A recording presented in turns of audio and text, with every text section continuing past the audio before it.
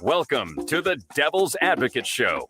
Friends proving it's never personal, only politics. Please allow me to introduce myself. Here is your host, Mike Crute. Welcome to the Devil's Advocate Radio Show. Dominic here in the Shaw. And it is Joe Biden Tuesday up in the 414. I thought it was Funny Willis Day, man. It's Funny Willis Day all across America. It's pretty bad when we are here in Waukesha, in the 414, in the greater Milwaukee Metro, in deference to the fact that I was at a Joe Biden rally a couple hours ago. Nice, man. The president of the United States, he was at Injateam, and that's sort of immediately adjacent to the back of American Family Field's parking lot. So I parked over at American Family Field, and I walked the gear over, and I met news director Terry Bell, and I saw Brady there. Often does the social medias here for Civic Media, and we did the speechifying. You know, we had the preliminaries, the local dignitaries. I got to tell you, Dom, when the president comes to town, all the Democrats, everybody comes out of the woodwork. They shine so bright. But it's pretty bad when the president in town is not even the lead story, man. I don't know what's got me more excited, the fact that I just came from Joe Biden or the fact that Donald Trump may die in a Georgia prison. Maybe. I mean, you know, innocent until proven guilty and all that. The presumption Have of you innocent. Heard the audio tape? Lordy, we've played that thing 100 times on this radio All I'm program. looking for is 11,780 votes, which is one more than we have. Something like that? Yes. Something like that. Yeah, Something like that. So anyways, Joe Biden Day in the 414. And Dom, the after hours indictment, you know, really by all rights, yesterday should have been Funny Willis Day. Funny Willis night. I mean, they kept him late, man. The grand jury coming in late. You know, I was cleaning up after dinner. I cooked the victuals last night, the Crudy household. Nobody seated at the table except my wife kind of came in. I don't even know why I bother. I bring home the bacon, I cook it up in a pan, and nobody eats it. I like bacon. They Bring turn me up their bacon. nose. But in the middle of cleaning up the kitchen, I just looked at my wife and I said, Trump's been indicted. And she's like, again? Again? I mean, the guy's 4 times indicted now, Dom. 91 felony charges? Is that right? If you added them all up. But this one's got some other participating, let's call them co-conspirators, co-indictees. What's co-defendants? What is the term for Rudy Giuliani and Mark Meadows and John Eastman? Yes. And Kenneth Chesebro. And there's like 30 mentioned unindicted co-conspirators. And, you know, one caught my attention. Talking about 19 people actually got charged, right, this time in Fulton County. Criminally, and 30 others unindicted co-conspirators. Well, Dom, there was a co-conspirator that is referenced by name in the indictments in the Fulton County. And you know, I'm thinking, where do I know this guy from? Oh, yeah, he used to work just on the hallway from us. He used to fill in quite frequently on the Righty Whitey talk radio down at Heartless Radio. In fact, he still does. Brian Schimming. Not only is he a star of Righty Whitey talk radio stage and screen, he's also the Republican Party chair of the great state of Wisconsin. Now, he wasn't at the time of this alleged criminality, Dom, and he was not specifically indicted. But, you know, they had a little press missive today in that Joe Biden's in town. Want to trash talk Joe Biden just a little bit, except the chairman of the party's not taking any questions. Well, that's not true. They allowed written submissions. And according to the journalist, there were many questions about his role, let's just say. His being mentioned prominently. Okay, not prominently. The name Schimming comes up 2 times, Crudy, in Funny Willis's indictment. Well, that's something for his Wikipedia page. Don't tell Bradley. You see Bradley's Wikipedia page is getting re-edited. Oh, yeah, I did see that. I bet I bet at Bad least Bradley. Let's be clear. the bad Bradley. Yes. Let's not get the people off in the weeds, Dom. Let's stick with the Republican Party chair. Yes. There's so much. There's so much. Was just righty-whitey talk radio fill-in host Brian Schimming. Now, he had been vice chair of the party, and he'd been a prominent. Hell, he was a Scott Walker cabinet member. Here's the point to yeah. Well, Dom, let's turn to the reporting at the Journal-Sentinel. This one, I told you, I really like Brian Schimming right up until the January 6th. And then he went and wrecked it. I saw this guy at the Wisconsin Broadcasters over the course of the spring. I saw this guy probably 3-4 months ago. He comes over and says hi. Well, yeah, man. We were colleagues in radio for a long time in Madison. Took a selfie. I said, "You son of a bitch. I used to like you." I don't think he knew exactly what I meant, but I did. I knew he was probably subject to criminal indictment, or be at least being named as a co-conspirator in an indictment of the former president, Rudy Giuliani, and many more. Dom, Wisconsin GOP Chairman Brian Schimming referenced in Georgia indictment of Trump. Now, I was wondering if he was indicted. Like, I was wondering. I looked up. I had to Google him specifically. Like, is this the day that Brian Schimming gets indicted? The Georgia grand jury indictment of former President Donald Trump and his allies also outlines interactions with Republican Party of Wisconsin Chairman Brian Schimming, alleging the communications and meetings amounted to, and here's a quote, Tom, from the indictment, an overt act in the furtherance of a conspiracy. That makes them co-conspirators, right? Kind of sounds like it, yeah. To steal votes and defraud voters. Well, if you can't win, then you may as well try to steal them and defraud them after you've already tried to suppress them. Well, a little more setup before we read the specific citation from the indictment.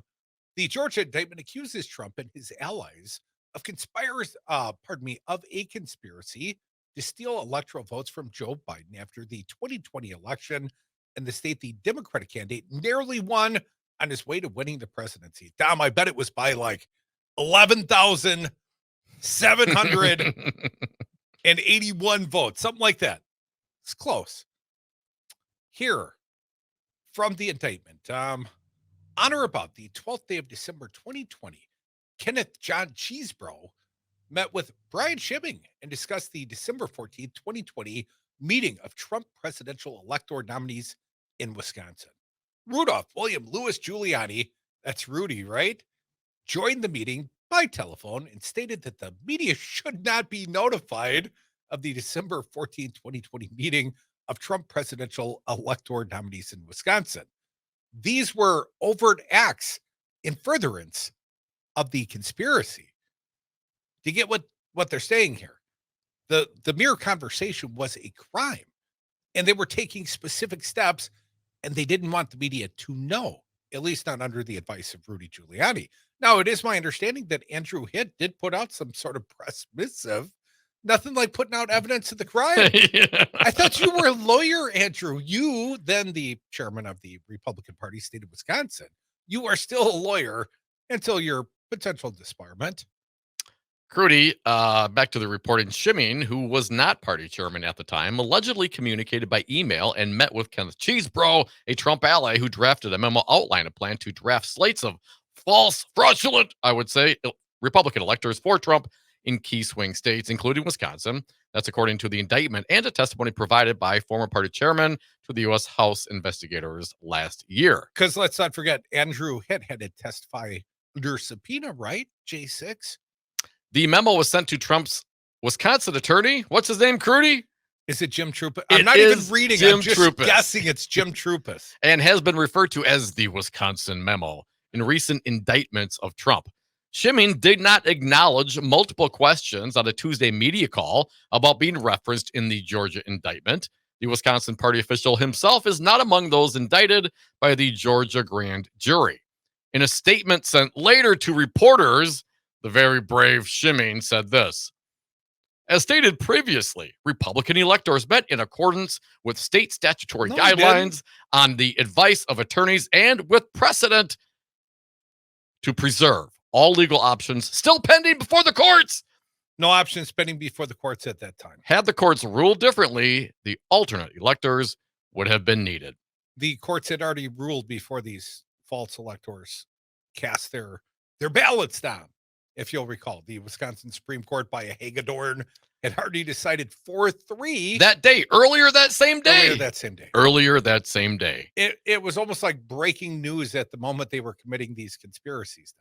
But the Wisconsin conspiracy is not what got Brian Schimming mentioned in the indictment in Fulton County, Georgia. Right. But it was what, again, I think we should reiterate why was the current chair of the Wisconsin Republican Party. Why was he mentioned? He was a consultant, Dom, wasn't he?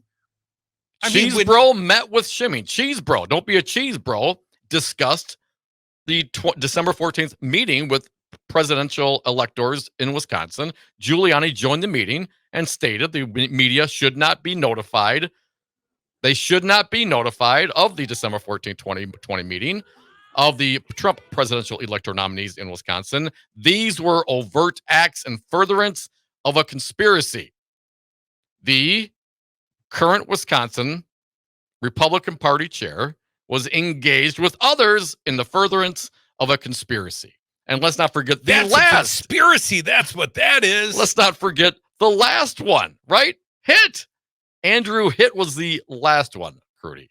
And he had to testify. He did sign paperwork claiming to be an elector for Trump, was interviewed by the U.S. House Committee investigating the events that led up to the January 6th insurrection. And Schimming and Shimmies have said that they only agreed to go along with the plan because they were told the paperwork would only be used if a legal challenge overturned Trump's loss. Now, Trump also had a statement he made. They could have brought this 2.5 years ago, yet they chose to do this for election interference reasons in the middle of President Trump's successful campaign. What did Hitt say? These guys are up to no good and it's going to fail. Where do I sign? Come back. More Devil's Advocates live from the Shaw, 5:40 a.m. Keep it locked right here.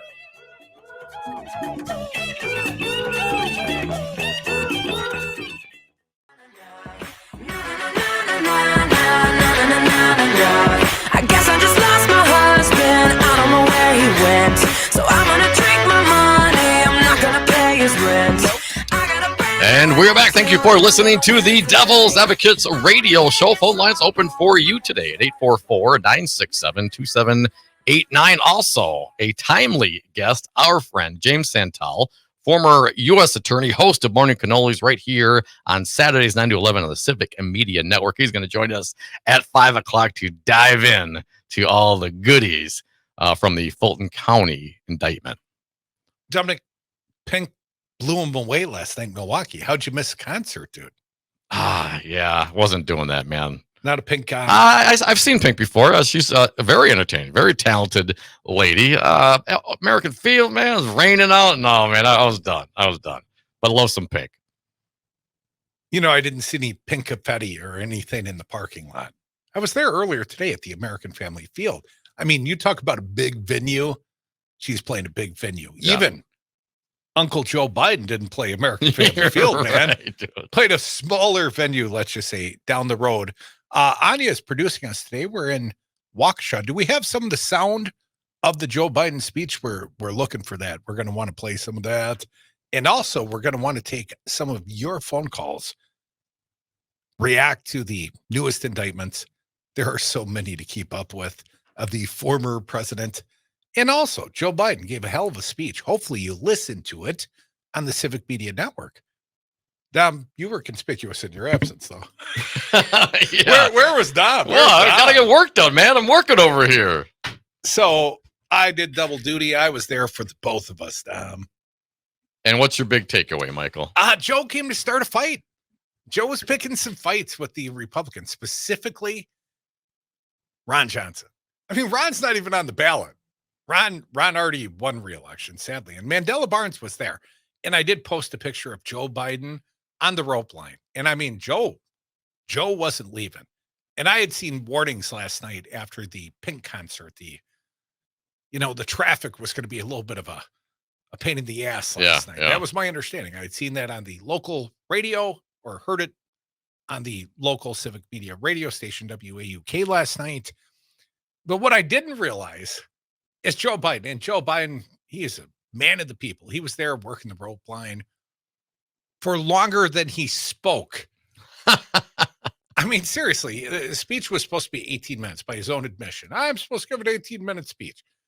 I didn't time it out, but I would have guessed 35 with a lot of, I swear to God. Right, of course. I swear to God, my grandpappy did such and such at the such and such. Yeah. Total Joe. And then there were not even veiled swipes at Ron Johnson. Just went after the man, just going after Rojo. And I was thinking, I hope he's not wasting his energy. But you know who the preliminaries, the luminaries were? Well, we had quite a who's who assembled in Milwaukee today. We had Mayor Chevy Johnson. We had County Executive David Crowley. We had Gwen Moore, and you know Gwen Moore is always good to get a crowd more. Oh yeah, she'll fire him up. So Gwen Moore's like, I'm here to introduce Joe Biden. Only she wasn't. She was there to warm up the crowd. And then it got a little off track and it wasn't clear who was coming next. And so anyways, Tammy Baldwin came to the stage next. And then the firebrand that is the governor of the state of Wisconsin, Tony Evers. And he gave a very Tony Evers-like speech. And the one thing I will give the governor credit for today, he did not outshine Joe Biden. All right. Never want to do that. You know what I mean? They were very similar speaking styles, sort of mumbly, fumbly. Joe is. Yeah, but Biden did not talk about euchre. I'm not sure that Evers did today. Oh, okay. I was listening. I think we're playing it back for broadcast. I was monitoring. You know, I was there doing the job of two men, Dom. It's hard, man. Trying to provide coverage from the scene at Inja Team, which is a green energy manufacturing. And the reason Biden was in town was to sort of talk about the investment deal, the bipartisan, the Inflation Reduction Act. And Gwen Moore called it the IRA, the Inflation Reduction Act. I hadn't heard it described as such. I'm like, the IRA is only a year old? What? Like, I thought they'd been around for a while. Individual retirement accounts? The Irish Republican Army? I know. So eventually it sunk in. They were talking about this bipartisan investment deal in green energy and other things. That was the bipartisan one, right? Yes, Republicans voted for it. Some did. I think they did.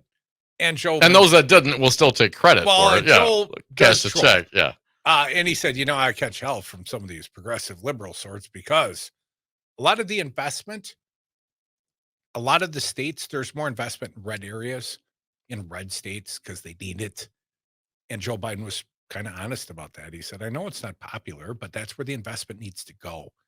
We're the American people.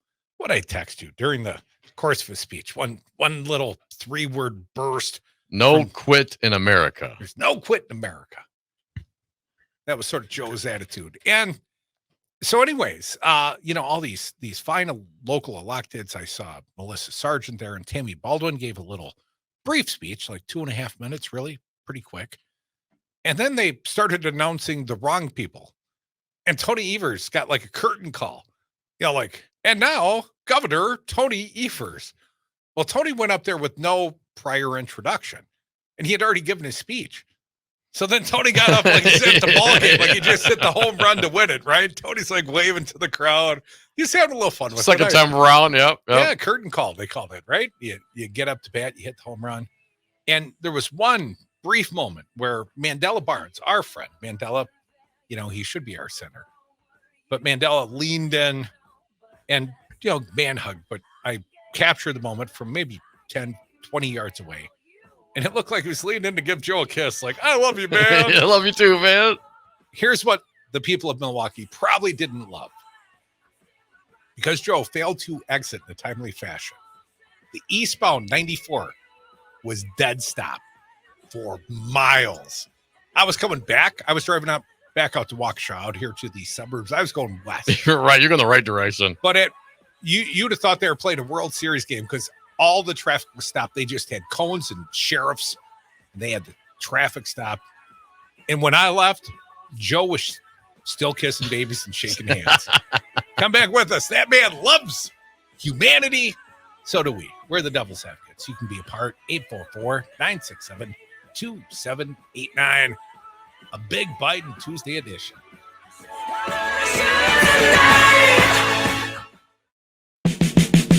The Devil's Advocates know how to kick ass and chew bubblegum, and we're all out of bubblegum.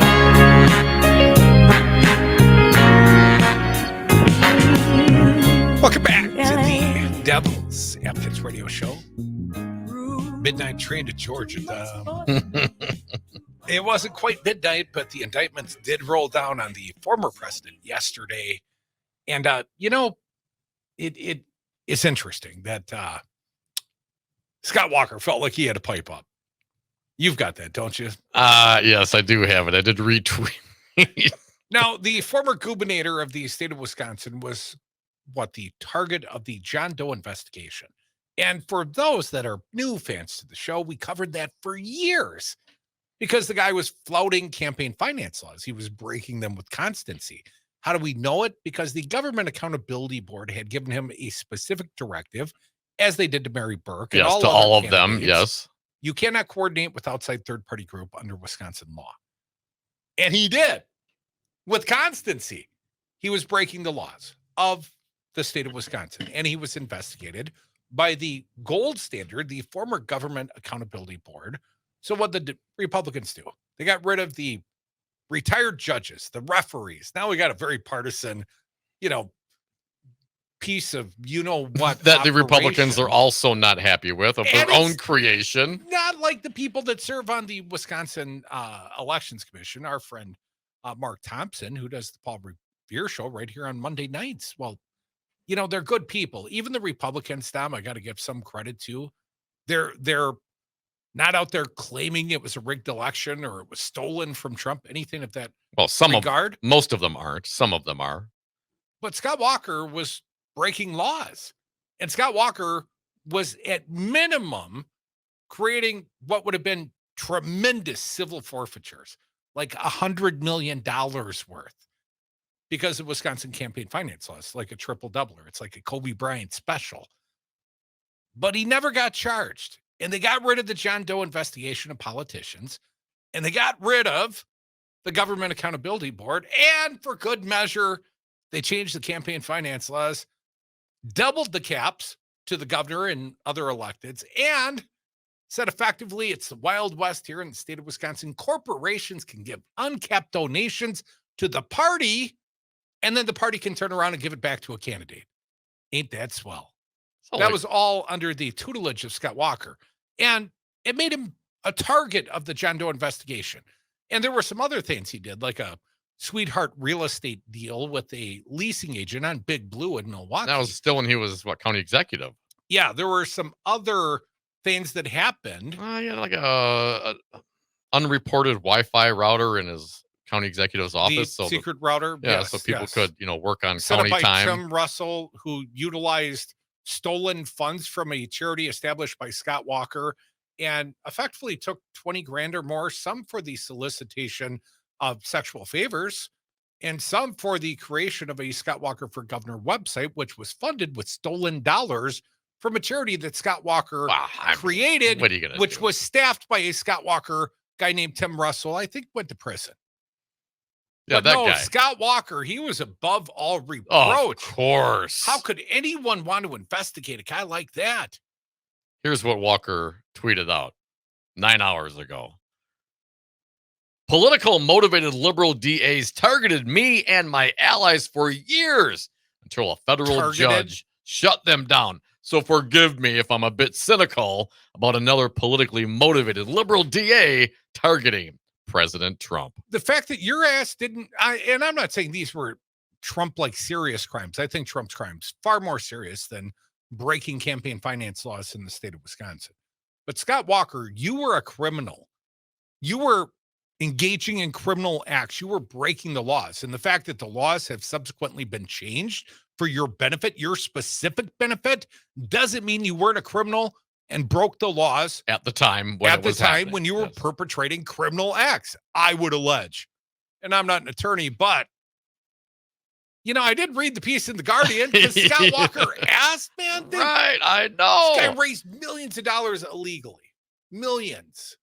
And coordinated with third-party groups. I mean, his own guy was like the head of the third-party group he wasn't supposed to be coordinating. Right. He hired the third party. They worked together, and the guy had his own thing too. Yeah, it was the whole thing. And it's all out there, folks. You want to see it. But Corrupt, so Donald Trump gets indicted. Scott Walker pokes his head up and says, I was also targeted by politically motivated liberal DAs. But of course he wasn't. I mean, he was targeted because he was breaking the law. But if John Chisholm wanted to bury Scott Walker, he could have done so in the recall. Let known there was an investigation during the election. All it would have taken, and we have heard so many times, it was John Chisholm, who is the Milwaukee County District Attorney. To this day, the people here continue to reelect the man. He never charged Scott Walker. I think he should have, but never charged Walker. And the accusations were all these investigations were started because, the DA's wife was a public school teacher. And she was very sad about Act 10. And this was all very, very political. And Chisholm was just trying to besmirch and smear Scott Walker. But of course, if you actually do the math, if you wanted to take out Scott Walker was up for a recall in the summer of 12, right? We started doing a little radio show that spring. And I can tell you, if you wanted to take out Scott Walker, just the act of charging him, he would have been politically dead. He could not have survived. Back then. This was back then. This is at different times now where, charging someone actually gets you more donations. But back then, Republicans and independents. Scott Walker's little cult of personality, they would have been reacting in the very same way that the Donald Trump MAGA cultists do. I mean, they protected that guy. They still swear by that guy. They think he's super cool. He's so cool. What do you say again? Like, poor me. How do you make Scott this Walker, about him? Political motivated liberal DAs targeted me and my allies for years until a federal judge shut them down. So forgive me if I'm a bit cynical about another politically motivated liberal DA targeting President Trump. Let me put it to you this way, Dom. If I saw that some talk radio host, some political talk radio host, I draw some modest analogy between them and I. We've got some parallels. We do the same job. If they were criminally indicted, I would be running to Twitter to compare myself with them. Who does that? Who says, I was also, flirting with all forms of criminality and, they were investigating me and therefore I'm skeptical. Who brings attention to the fact that they were a target of a John Doe investigation and probably should have been criminally charged and convicted? I mean, I wouldn't. I mean, Scott Walker, but he craved, he misses the limelight, man. He was a big shot governor, but he's making way more money now. You know why he's sucking up, of course, because he needs Trump at the debate next week. Yes. Trump will not be at the. What? Say that again? I only say it to antagonize Scott Walker. I think there's still a chance he could be at the debate next week. There's always a chance. Michael. Trump claims he's putting on a big press conference Monday, Bedminster. Yes. Big he's press got evidence that will exonerate him. Yes. So he claims. It's like OJ. OJ's looking for the real killer, man. He's going to come out with a book that says, "If I did it," I can't wait to see, man. I'd have got away with it too if it weren't for your damn meddling kids. I thought that was the working title of Scott Walker's book, Unintimidated. If I did it. 844-967-2789. Oh, by the way, I told you, Joe Biden came to town to start a fight. We've got a little bit of sound of Joe, and we've been playing some during the news break, so you'll get your dose of Joe Biden. But here's a little troll of U.S. Senator Ron Johnson. As I said, Ron's not even on the ballot this year, but he's still catching hell from the president his own district. As well, he should. He continues to embarrass not just the state of Wisconsin and the Senate, but the country. What did Joe have to say? Anya, if you would, please. Yes. There were like 3 different incidents. We'll just play you one. All right, let's hear it. Named Ron Johnson. Yeah. Ron Johnson on Social Security and Medicare, quote, "We should transfer everything. So we have to consider everything every year." Senator Johnson. So he called him out at least 3 different times. At least 3 different times. He did not mention We're wanting Trump to bring what Medicare, Medicaid, all that up for budgetary conversations every single year. Everything from that to climate change to there was some other incident, some Ron had done, and I wasn't even aware. But I believe Joe Biden. I bet his staff, prepped him. Hey, did you see what crazy Ron Johnson from Wisconsin that's did? not hard. Just do an internet search. We're going to Milwaukee on Tuesday. Let's talk about that. So I'll see if any of the local news coverage references that specific. But Joe kind of fires up. Here's what I hate about the president. As a communicator, he does the whisper thing. And that makes it like you're leaning in right now. You're like, talk louder, Crudy, right? And it's like a speech device where you speak quietly and you bring them in, you draw them in more, and then my wife's a quiet talker. Except when she's mad as hell at me. And then, you can hear every word, right? So then Joe gets you leaning in, and then he's like, he bellows, then he's loud. And I'm like, who's riding the gain on the little portable? Joe's You're making me work, Joe. Come on, Joe was making me work the whole time. I got little beads of sweat. I was working so hard riding that gain on Joe. Turning the knob. I get it. 844-967-2789. Crudy, the story just here. Just as Anya. She knows. It's hard work. It is. It's hard work, sister. We're getting texts about how easy my job is. All I'm going to say is it's more than knobs, you guys. Come on. That's a different kind of job. Here's the reporting at the Milwaukee Journal-Sentinel. Present company excluded. Them. Of course. On multiple occasions during his remarks, Biden took aim at Wisconsin Republican U.S. Senator Ron Johnson, whom he accused of supporting outsourcing manufacturing jobs. Johnson in 2020 advocated for shipping some jobs overseas, describing the ability to outsource manufacturing jobs as one of the benefits of a global economy. I mean, Oshkosh Truck in Oshkosh, his own district. I mean, come on, man, he's from Oshkosh, Wisconsin. He was like, no, give the post office trucks to some out-of-state company. We don't want those here. We don't need that here. But here's what President Joe Biden said. Between the year 2000 and the year 2021, Wisconsin alone lost more than 136,000 manufacturing jobs. In 20 years, Crudy. I'd like to see Senator Ron Johnson talk to those 136,000 people and tell them it doesn't matter whether you manufacture things at home or overseas. Wasn't that crazy? That sure as hell does, man.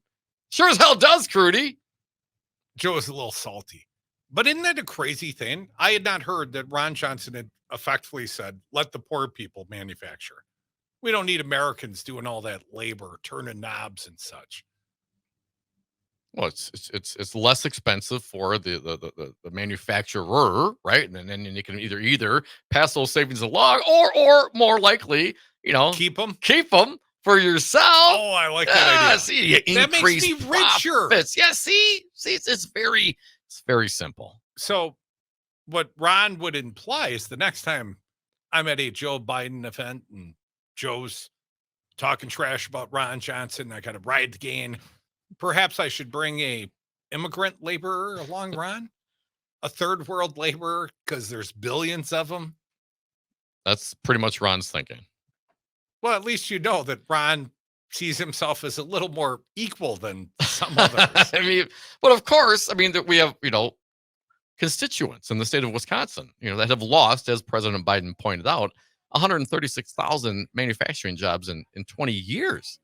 That starts adding up to every year, man, right? You're a little bit more every year, a little more every year, a little more every year, a little less money, coming into the state, a little less payroll taxes, a little less sales taxes where people spending that money, buying things, investing things, a little bit less for that. But apparently it's all fine because there's a little bit more for the stockholders.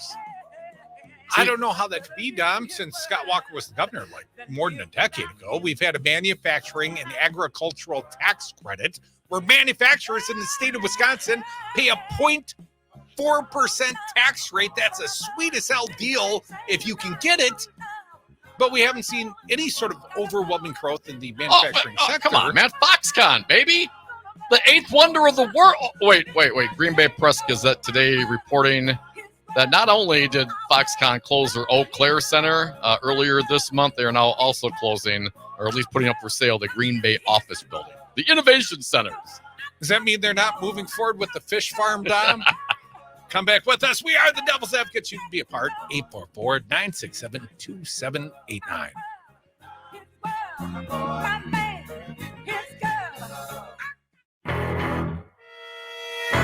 The Devil's Advocates. Never personal, only politics.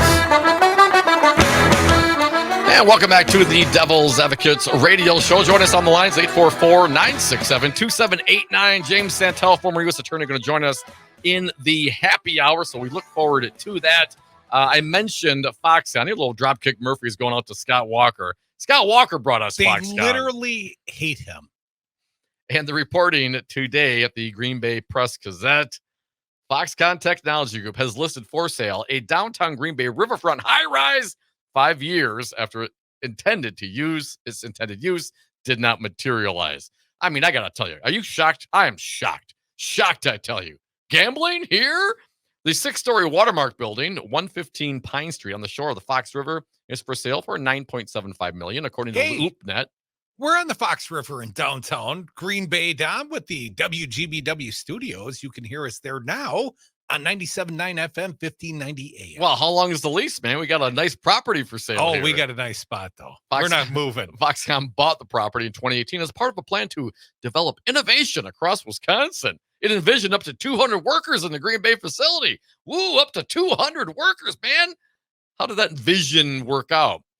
In a statement provided to the Green Bay Press-Gazette, Foxconn Technology Group confirmed it wants to sell the building in order to focus on its Mount Pleasant operations. And what do they do in Mount Pleasant? With ongoing business activities taking place within Foxconn's Science and Technology Park in Mount Pleasant. What activities are taking place? Business activities, Crudy. The activities of business. Yes. We anticipate successful transaction of the Watermark property will add vibrancy to Green Bay's downtown community. Currently, 3 of the 6 floors are in use, yada, yada, yada. Again, the other piece here. Foxconn's Eau Claire Innovation Center space, a 15,000 plus square foot portion of the Haymarket Landing building, also went up for sale for $2.7 million August 8th, according to LoopNet. Just a little more. Jeff Merckx, executive director of Downtown Green Bay, Inc., said Foxconn officials notified him the company intended to put the property up for sale, a decision Merckx said was mutually beneficial for the company and community. Good riddance. It's evident their intention many years ago was to utilize it, but we fully recognize business plans change. Their intent was to stroke Scott Walker's ego, get big cash incentives, and stiff the state of Wisconsin. And Scott Walker was either too dumb or didn't want to know the truth, Dom. Because he thought it was the ceiling of his reelective campaign. Well, what was his 200,000 jobs promise, right? That he never, ever met. Remember when Trump came to town, 8th wonder of the world, him and Scott Walker and Reince Priebus out there digging a hole? They ever do anything in that hole except throw money in it? Well, yes, apparently they do business. A little bit more from Merckx here, from the director of the Green Bay, Downtown Green Bay, Inc. It's evident their intention many years ago was to utilize it, but we fully recognize business plans change. They want to focus on their main lines of business and give an opportunity to a developer to advance this property. I see it as an outstanding opportunity for downtown Green Bay. Yes, Foxconn wants to focus on their main lines of business, Crudy. Which is what? Ongoing business activities taking place within the Foxconn Science and Technology Park.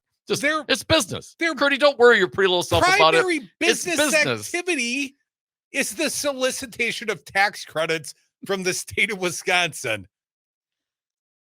I mean, thank goodness Tony Evers has done a bit of a renegotiation, right? That was a bad deal. Oh, Dom, we've got one other story update because Foxconn. Have we ever had a good update on Foxconn ever? Well, yeah, they're selling a couple of the buildings. Oh, yeah. And they're hopefully leaving soon. Bah, Felicia. That's the best Foxconn news we can hope for at this late hour, Dom. But yesterday we talked about Rebecca Bradley, air quotes, Justice Rebecca Bad Bradley. The Bad Bradley, yes. The Bad Bradley, yes. Just for clarification. Wisconsin Supreme Court Justice. Well, apparently she had been doing a little self-improvement on her Wikipedia page. And since that news was brought to light, on Dan Bice's Page 6 report. Way And to go, later, Dan. here on the Devil's Advocates radio show, apparently, Dom, lots of people have taken interest in her Wikipedia page. You're welcome, Rebecca. On Monday, the Journal Sentinel reported that Bradley had been quietly editing the details of her personal page on the online encyclopedia to remove information critical of the experienced jurist. Bradley acknowledged she was making the changes, blaming the media for distorting her judicial record. Blaming guys like us now. We distort not. Is that what we do? We're distorters? I refuse to let false accusations go unchecked, Bradley said in an email. On my Wikipedia page, I added excerpts from my actual opinions and removed dishonest information about my background. And within hours of that story posting and coverage here on the Devil's Advocates radio show, Tom, some say greatest radio show ever. That's true. Dozens of Wikipedia users made numerous edits to her bio, reversing some of her changes and, let's just say, updating other information. Updating. Yes, updating. There were so many changes, in fact, that Wikipedia has partially locked the page from further editing. Does that mean she's not going to be able to go back and re-change it, Tom? Among other things, someone noticed that Bradley earlier this year had deleted references to her homophobic writings while a student at Marquette University. Those articles came to light during her 2016 Supreme Court race against former appeals court judge Joanne Kloppenberg. Now some of the quotes are back on Bradley's Wikipedia page. Be careful what you wish for. Lots of people might go editing. Here's a quote. In the columns written under her maiden name, Rebecca Grazel, she wrote, "One will be better off contracting AIDS than developing cancer because those afflicted with the politically correct disease will get all the funding. And how sad that the lives of degenerate drug addicts and queers are valued more than innocent lives of more prevalent ailments," she also wrote. But the homosexuals and drug addicts who do essentially kill themselves and others through their own behavior deservedly receive none of my sympathy. And you receive none of mine. Bad Bradley, Rebecca. In another article, Bradley compared abortion to a time in history when Jews were treated as non-human and tortured and murdered, and a time in history when blacks were treated as something less than human. All the quotes are heavily footnoted. Note Stan Bice at the end of his column. A little update, Dom. A few more of these original ones from the archives over at the Journal Sentinel. Perhaps AIDS awareness should seek to educate us with their misdirected compassion for the degenerates who basically commit suicide through their behavior, but the homosexuals and drug addicts who do essentially kill themselves and others through their own behavior deservedly. None of my sympathy, as you mentioned. Heterosexual sex is very healthy in a loving marital relationship. Homosexual sex, however, kills. Homosexual sex kills. To those offended by my comments I made as a young college student, I apologize. I assure you that those comments are not reflective of my worldview. Those comments have nothing to do with who I am as a person or a jurist, and they have nothing to do with the issues facing the voters of this state. Yeah, pretty sure gay marriage has something to do with the voters of the state. Pretty sure, AIDS and disease has something to do with the voters of this state. Dominic, there's one new entry. Here it is. In 2023, Rebecca Bradley confirmed to the Milwaukee Journal Sentinel that she edited her Wikipedia biography, removing and replacing content. Wikipedia told her of its interest guidelines advising against editing your own article. Come back. More Devil's Advocates. The Happier Happy Hour with James Santel.